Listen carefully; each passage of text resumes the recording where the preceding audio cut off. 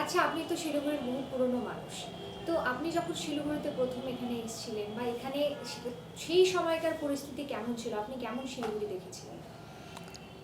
আমাকে বলতে গেলে 70 বছর আগেকার শিলিগুড়ির কথা বলতে হয়। আজ থেকে প্রায় 70 বছর আগে আমি শিলিগুড়িতে এসেছিলাম এবং তখন শিলিগুড়ি ক্ষুদ্র জনপদ ছিল। তখন তার মূলত 4টে রাস্তা ছিল।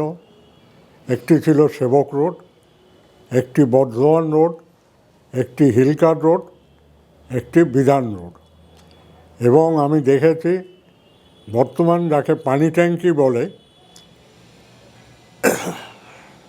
সেখান থেকে ওই দিকে ছিল একেবারে গভীর জঙ্গল, আর রাস্তার দুই ধারে ছিল আম, কাঁঠাল এবং দেবদারু গাছের বাহার। রাস্তা ছিল সংকীর্ণ, প্রায় 12 ফুট চওড়া রাস্তা। মূলত হিলকাট রোডটা একটু চওড়া ছিল। সেখান দিয়ে আমরা দেখেছি দার্জিলিংয়ের যে ট্রেন, টয় ট্রেন, সেটা ওই মেন রাস্তা দিয়ে চলতো। এবং তখন মহানন্দা সেতুর ওপরে একটি সেতু ছিল। ওই সেতুর ওপর দিয়ে ট্রেনটি যখন যেত তখন দুই ধাক্কার গাড়ি বন্ধ করে দেওয়া হতো। আর বিধান রোড দিয়ে রেল যেটা যেত, বর্তমান যেটা হাসমি চকে একটি স্টেশন ছিল। ওইখান থেকে কালিম্পংয়ে মংপো পর্যন্ত ট্রেনটি যেত। কিন্তু 1952 সালের যে বিধ্বংসী বন্যা হয়, সেই সময় ওই ট্রেনটি বন্ধ হয়ে যায়।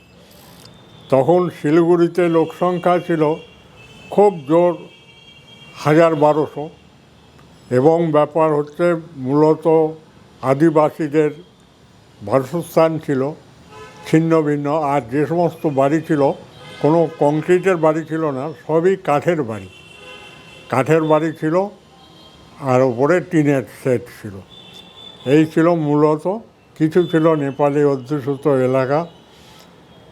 সেই শিলিগুড়ি আস্তে আস্তে যে আকার নিয়েছে, আমরা বর্তমান যেটা কাঞ্চনজঙ্ঘা স্টেডিয়াম, সেটাকে আমরা তিলক ময়দান নামেই দেখেছি। সেখানে মাঠের দুই ধারে ছিল মাটি ফেলে গ্যালারি করা হতো এবং ড্রাম সিট দিয়ে সেটাকে ঘেরাও করে রাখা হতো। সেখানে ফুটবল খেলা হতো। আপনি যেমন বললেন যে প্রথমে সেরকম জনসংখ্যা ছিল না, টয় ট্রেন চলতো, তো সেকালের সেই আবহাওয়াটা কেমন ছিল? এখনকার যে আবহাওয়া, পূর্বের আবহাওয়া কেমন ছিল? তখন ছিল শীতকালে প্রচণ্ড শীত ছিল, হ্যাঁ, এবং বর্ষাকালে এক নাগাড়ে বৃষ্টি হয়ে যেত। প্রায় 7 দিন 8 দিন করে এক নাগাড়ে বৃষ্টি হয়ে যেত। আর শীতের সময় এখানে ব্যাপার হচ্ছে পাহাড়ের মানুষরা নিচে নেমে আসতো, এত ঠান্ডা উপরে পড়তো, যার ফলে এখানে প্রচণ্ড ঠান্ডা হতো এবং কুয়াশায় চারিদিকে ঢেকে থাকতো। বরফ এদিকে পড়তো না, শিলাবৃষ্টিটা পড়তো। বরফ মোটামুটি আমরা দার্জিলিংয়ের ওখানেই কিছু কিছু জায়গায় স্নোফল হতো। এই হচ্ছে তখনকার ইয়ে। এবং শিলিগুড়ি তখন ছিল ম্যালেরিয়া প্রবণ এলাকা। মানুষজন এদিকে আসতে ভয় পেত, যেহেতু শিলিগুড়িতে গেলেই নাকি ম্যালেরিয়াতে আক্রান্ত হবে। 1908 সালে বর্ধমান থেকে কিছু লোক এখানে চলে আসে। তারা মূলত টিয়ের ব্যবসা করতে এবং কিছু আসে ওকালতি বিজনেস করতে, কিছু ডাক্তার আসে।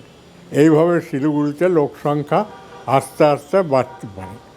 এবং যেহেতু উত্তরবঙ্গের শাল গাছ বিখ্যাত, সেই জন্যে শাল কাঠটা এখানে খুব হতো। আর একটা হতো দেবদারু গাছের আপনার ফার্নিচার খুব সুন্দর হতো। মূলত লোকে এটা খুব ব্যবহার করতো এবং সেটা খুবই সস্তা দামে ছিল। আচ্ছা, যখন দেশ ভাগ হয় তখন বাংলাদেশ থেকেও তো প্রচুর মানুষ এখানে আসে, আশ্রয় নেয়, সেই সময়টা আপনি দেখেছেন কি? 1962 সালে প্রথমে হয়, 1957 সালে আসাম থেকে বাংলা খেদাও বলে একটা আন্দোলন হয়। তখন আসাম থেকে কিছু লোক শিলিগুড়িতে চলে আসে এবং 1962 সালে চীনার যে যুদ্ধটা হয়, চীনার যুদ্ধের সময়ও এখানে ভীষণ ভয়ঙ্কর পরিস্থিতি ছিল, কেন এখানেই চীনা বর্ডারটা ছিল কাছেই এবং এয়ারপোর্টও কাছেই ছিল। তা তখন মূলত শিলিগুড়ির উন্নতি হয়, উন্নতিটা তখন থেকে শুরু হয়। তারপরে আমরা দেখলাম বাংলাদেশের যুদ্ধের পরে ওখান থেকে বহু লোক এদিকে চলে আসে এবং এপারের যে লোক আছে তারা বাংলাদেশি লোককে অভ্যর্থনা করে এবং বিভিন্ন জায়গায় বসার জন্যে তাদের জায়গা হিসাব করে দেওয়া হয়। যেমন কলেজ পাড়া, বাঘাযতীন পার্ক, এগুলো মূলত তখন উদ্বাস্তু এলাকা হিসাবে জমি দান করে তাদেরকে বসবাসের জন্য দেওয়া হয়েছিল। এই হচ্ছে তখনকার অবস্থা। এবং বর্তমানে শিলিগুড়িতে যে লোক সংখ্যা দেখছেন, এখানে প্রায় 7 লক্ষ লোক আছে, আর বাইরের থেকে প্রায় 5 লক্ষ লোক যাতায়াত করে। এই 12 লক্ষ লোক শিলিগুড়ির ওপরে মোটামুটি প্রতিদিনই প্রভাব বিস্তার হয়। এবং শিলিগুড়িকে যার ফলে এখন বলা হচ্ছে গ্রেটওয়ে। শিলিগুড়ি মূলত এখন 3টে জিনিসের উপর নির্ভর করে, ট্যুরিজম এবং টিম্বার। তা টিম্বারটা আমরা দুঃখের বিষয় বলতে হয়, টিম্বারটা দিনকে দিন আমরা হারিয়ে ফেলছি, কেন এখন জঙ্গলগুলো পরিষ্কার হয়ে যাচ্ছে, সেখানে ঘন বসতি হয়ে যাচ্ছে, যার ফলে জঙ্গলে যে সমস্ত পশুরা আছে তারাও কিন্তু ইদানিং দেখা যাচ্ছে শহরের বিভিন্ন জায়গায় তারা বেরিয়ে আসছে, হয় খাদ্যের অভাবে নয় আশ্রয়ের অভাবে তারা কিন্তু এদিকে বেরিয়ে আসছে। আচ্ছা, শিলিগুড়ির যদি আমরা সব থেকে পুরনো সেতু দেখি, তার মধ্যে মহানন্দা সেতু একটি পুরনো। তো সেই সময় সেই মহানন্দা সেতুটি কিসের ছিল, আর যাতায়াতের জন্য কী ধরনের যানবাহন ব্যবহার করা হতো? মূলত এখানে গরুর গাড়ি প্রথম আমি দেখেছি, গরুর গাড়ি দিয়ে মালপত্র নিয়ে আসা হতো। হ্যাঁ, মালপত্র হচ্ছে গরুর গাড়ি, তখন আমের গাড়ি, গরুর গাড়ি করে আম নিয়ে আসতো, বা যে কোনো সবজি গরু গাড়ি করেই যাতায়াত করতো। মেন লোকেরাও এখানে যে সমস্ত পুজো হতো, পুজো দেখতে আসতো, গরু গাড়ি করেই দেখতে আসতো। এবং কোনো কোনো বিয়েবাড়িও গরু গাড়ি করেই কিন্তু বরযাত্রী আসতো। এই হচ্ছে তখনকার দিনের যানবাহনের অবস্থা। রিক্সাটা অনেক পরে এসছে। হ্যাঁ, তখন সাইকেল ছিল, আর পাহাড়ের কিছু গাড়ি ছিল, সেই গাড়িগুলো দিয়ে যাতায়াত করতো, এখানকার থেকে পাহাড়ে যাতায়াত করতো। ল্যান্ড রোভার বলে যে গাড়ি, খুব পুরনো গাড়ি, এই গাড়িটি মূলত খুব পরিচিত। কোন সময়ের পর থেকে শিলিগুড়ির উন্নতির পথে এগোলো? এটা বলতে পারে যে 1965 সালের পর থেকে শিলিগুড়ি কিন্তু আস্তে আস্তে ডেভেলপ হতে থাকে। তখন মহানন্দা সেতুর ওপর আরেকটি ব্রিজ তৈরি হয় এবং সেই ব্রিজটা দিয়ে বড় একটি ন্যাশনাল NH-31 সেখানে তৈরি হয়। তারপরে শিলিগুড়ি আস্তে আস্তে বাড়তে থাকে এবং শিলিগুড়িতে ছিল আগে 19টি ওয়ার্ড এবং 16 বর্গ কিলোমিটার এরিয়া ছিল। 1994 সালে যখন এটা কর্পোরেশন হয়, তখন এখানে 47টা ওয়ার্ড হয় এবং তার বর্গ কিলোমিটার হয় 41 বর্গ কিলোমিটার নিয়ে শিলিগুড়ি শহর বর্তমানে অবস্থিত। এখানে ব্যাপার হচ্ছে আনপ্ল্যান্ড ওয়েতে শহরটি তৈরি হয়েছিল, যেহেতু মানুষের তখন কোনো পরিকল্পনা বা আর শিলিগুড়ি যে এত র্যাপিড গ্রোথ হয়েছে যে কোনো কল্পনা করলে সেটাকে চেঞ্জ করতে আবার পরিস্থিতি ভয়ানক অবস্থায় যেত। আচ্ছা, পূর্বের শিলিগুড়ি আর বর্তমান শিলিগুড়ির মধ্যে এখন সব থেকে যে সমস্যা আপনি কি দেখছেন, কি? আমি দেখছি যে একটি হচ্ছে যানবাহনের সমস্যা, 2 নম্বর হচ্ছে রাস্তায় এত জ্যাম হয় যে মানুষের সময় অনেকটা নষ্ট হয়ে যায়, রাস্তা করার জায়গা নেই, রাস্তার পরিসর অনেক অভাব, কিন্তু সেই তুলনায় গাড়ি ঘোড়া এত বেড়ে গেছে বর্তমানে, আর এত মানে নতুন নতুন সমস্ত মডেলের গাড়ি আসছে, আসছে যে গাড়ি আজকাল রিপেয়ার করতে হয় না। তা যে পরিমাণে যানবাহন এখানে চলাচল করে সেই পরিমাণে রাস্তা কিন্তু এখানে নেই। এইটা হচ্ছে মূল সমস্যা। এবং তার ফলে হচ্ছে কি, এই গাড়িগুলোকে যে পার্কিং করার কোনো জায়গা মূলত সেইটা নেই। তারা রাস্তার পাশে এবং যত্রতত্র তারা দাঁড়িয়ে থাকে, পার্কিং করে, যার ফলে যানজটটা আরও বেশি হয়। এবং জানি না এটা অদূর ভবিষ্যতে কি হবে। মহানন্দা নদী আমি দেখেছি যে এপার থেকে ওপার দেখা যেত না, যে মহানন্দার এখন আপনার সরু নালীতে পরিণত হয়েছে। কিন্তু আমাদের ছোটোবেলায় মহানন্দা আমরা দেখেছি এপার থেকে ওপারে দেখা যেত না। সেই মহানন্দা নদী দিয়ে প্রচুর কাঠ ভেসে আসতো, বিভিন্ন জঙ্গল ভেসে আসতো, এবং প্রচুর লোক, শহরের প্রচুর লোক তখন সেগুলো দেখার জন্যে সকাল থেকে নদীর পাড়ে দাঁড়িয়ে থাকতো। সে এক অদ্ভুত দৃশ্য, মানে চিন্তা করা যায় না। শিলিগুড়ির সাংস্কৃতিক জগতে আস্তে আস্তে প্রবেশ করে 113 বছর আগে মৃত্যু সম্মিলনী এখানে একটি সংস্থা তৈরি করে। তারা মূলত যাত্রা করতো না, তারা মোটামুটি ক্লাসিক্যাল প্রোগ্রাম তারা করত। কলকাতার থেকে বিভিন্ন শিল্পীদের এখানে আনা হতো, এবং তাদের শ্রোতা ছিল মূলত শিলিগুড়ির কিছু ব্যক্তি ছিল এবং চা বাগানের। তারা ওই গরুর গাড়ি করে কিন্তু এই ফাংশন দেখতে আসতো, এবং তারা সেখানে দুর্গাপুজো করে। সেই দুর্গাপুজো দ্বিতীয় শিলিগুড়ির দুর্গাপুজো বলে পরিচিত। আরেকটি হতো শিলিগুড়ি টাউন স্টেশনে, যেটা প্রথম দুর্গাপুজো হয়।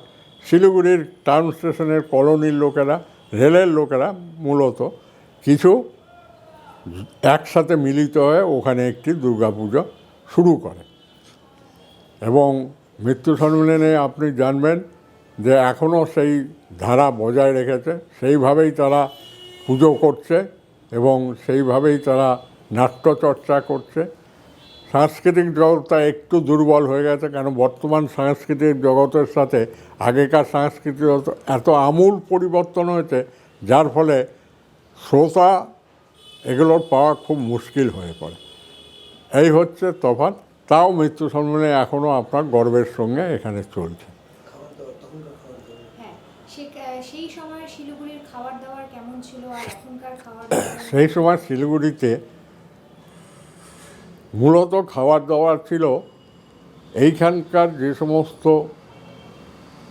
আদিবাসী মহিলারা ছিল তারা নদীর মাছ ধরত, এবং তারা ঘরে চিড়ে মুড়ি এইগুলো সমস্ত তৈরি করত, চালও তারা ভাঙত।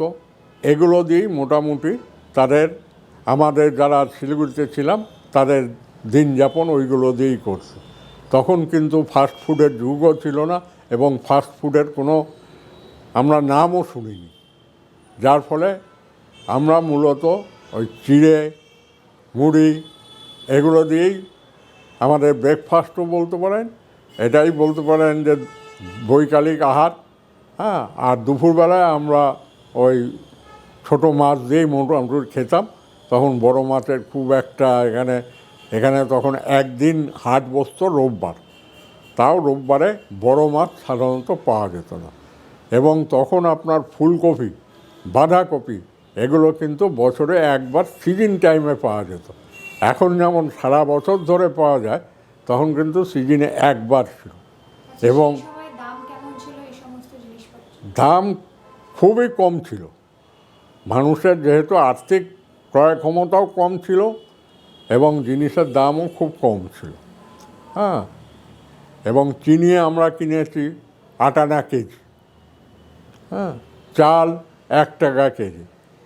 কাঠ যে পয়সা দিয়ে কিনতে হতো আমরা কোনো দিন জানতাম না। কমলা লেবু যে পয়সা দিয়ে কিনতে হয় এটাও আমরা জানতাম না। আম যে পয়সা দিয়ে কিনতে হয় এটাও কোনো দিন শুনিনি। আর এখন তো বিভিন্ন রকমের আপনার ফল এসে গেছে বাজারে, যেগুলো আমরা এখন দেখছি, তখনকার দিনে এগুলো আমাদের স্বপ্নের মধ্যেও ছিল না। এই হচ্ছে খাদ্যযন্ত্র মানুষের এবং মানুষের পোশাক আশাক ছিল সাধারণত যে ধুতি পাঞ্জাবিটাই মেন ছিল। তখনকার বয়স্ক লোকেরা ধুতি পাঞ্জাবিটাই খুব করতো। আর কিছু কিছু লোক ছিল যারা জামা প্যান্ট পরতো, তারা যারা সাহেবি অফিসে কাজ করতো।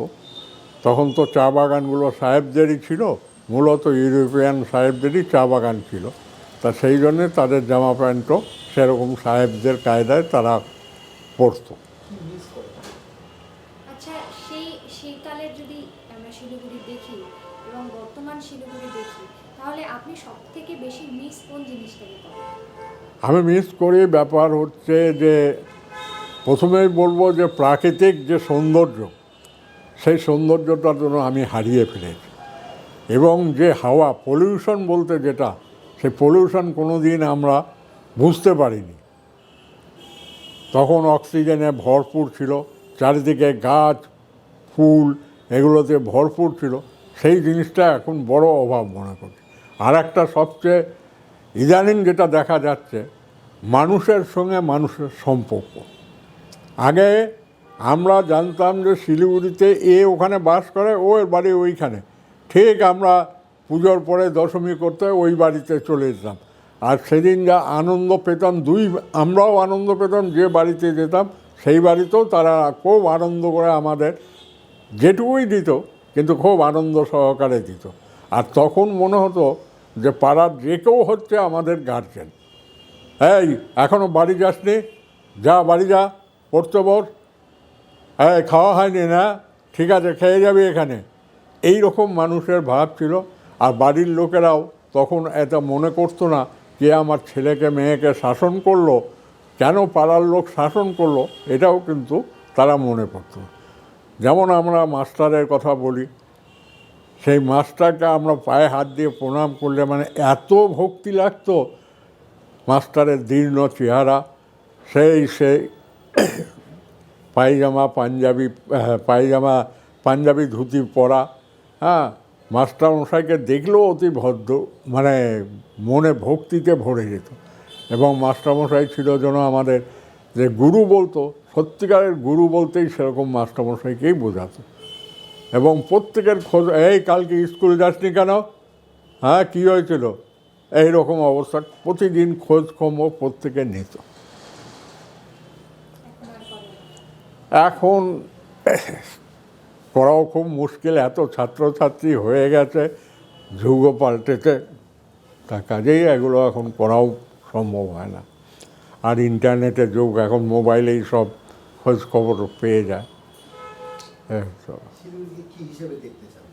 হ্যাঁ, আগামী দিনে শিলিগুড়িকে কোন পদে, মানে কি মর্যাদায় দেখতে চান, কি হিসাবে দেখতে চান, কি আরো উন্নতি করা যায়, বা রাস্তাঘাট তো হলো একটা। শিলিগুড়িতে ব্যাপার হচ্ছে ধরেন যে আমাদের চিকিৎসা, এই চিকিৎসা ক্ষেত্রে আমরা কিন্তু শিলিগুড়িতে বহু বড় বড় nursing home, doctor, medical college, hospital আছে, কিন্তু সুচিকিৎসা আমরা কিন্তু পাচ্ছি না। এই চিকিৎসার জন্য বিভিন্ন লোককে আমরা দেখছি যে তারা হয় ব্যাঙ্গালোর, নয় চেন্নাই, এই বিভিন্ন জায়গায় ছুটে যেতে হয়। তো সেই চিকিৎসা ব্যবস্থাটা যদি আমরা আশা করব, হয়তো চিকিৎসা ব্যবস্থা আগামী দিনে আমরা ভালো দেখব।